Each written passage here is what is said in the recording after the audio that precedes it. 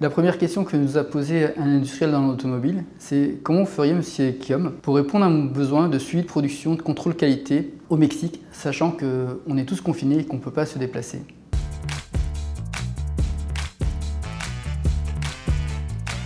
Bonjour, Omer Denis, je suis directeur de l'innovation chez Kiom, qui est une ingénierie industrielle. Pour faire un projet, on doit déjà beaucoup aller voir le client, on se déplace, on va le voir, on le rencontre. Une fois qu'on a la commande, on doit aussi encore souvent se déplacer pour aller inspecter les lieux, faire des repérages, discuter avec les utilisateurs. Et pendant toutes les étapes du projet, on va formaliser, on va écrire des documents qu'on va imprimer et qu'on va signer de manière manuscrite qui vont permettre de sécuriser et de jalonner le projet. Ce projet a démarré il y a un peu plus d'un an. Le Covid est arrivé et un industriel dans l'automobile qui fabrique des pièces de frein nous a sollicité pour qu'on l'aide à mettre en place une solution de suivi de production et de contrôle qualité pour une usine qui est au Mexique. Donc on est parti au départ sur l'idée de développer une application qui soit facilement accessible et configurable par des utilisateurs qui ne soient pas techniciens, qui ne soient pas informaticiens.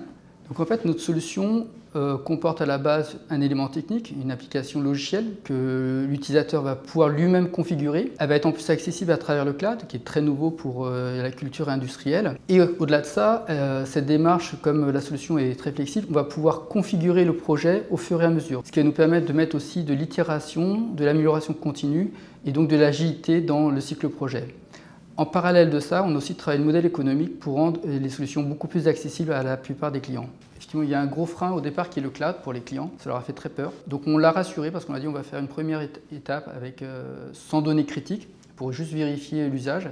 Ça l'a rassuré. Et l'autre dimension, c'est qu'on a changé notre méthodologie projet. On a dû accepter de quitter notre cycle en V qui était rassurant pour mettre en place de l'agilité et du coup convaincre et nos managers chez Kiom et le client qu'on allait pouvoir malgré tout jalonner le projet, le livrer en temps et en heure en maîtrisant le budget. Là, on a pu faire 100% du projet sans jamais rencontrer le client, ni en phase commerciale, ni en phase projet. Donc tous les voyages qu'on aurait dû faire, on ne les a pas faits. Et au-delà de ça, au lieu de faire du papier et de livrer, on a travaillé avec une méthode agile. On a livré des applications et au lieu d'imprimer à peu près une dizaine de documents plusieurs fois, on n'a géré qu'un seul. Ce que ça a changé dans nos équipes chez Kiom, c'est qu'aujourd'hui, on se déplace beaucoup moins et ça sera toujours vrai après le Covid.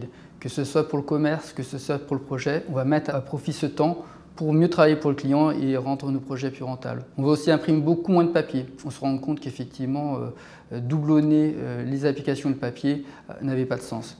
Et derrière ça, on a entériné notre démarche de méthodologie agile qui est bénéficiaire et pour le client et pour nous. Ce projet a eu un impact sur le climat très positif. Il est au Mexique, on est en France, on aurait dû faire pas mal de voyages, pas mal d'impressions. On a économisé 51 tonnes de carbone. Et ce qui est encore plus important, c'est qu'en fait, on n'a consommé que 0,05% de ce qu'on aurait dû consommer normalement.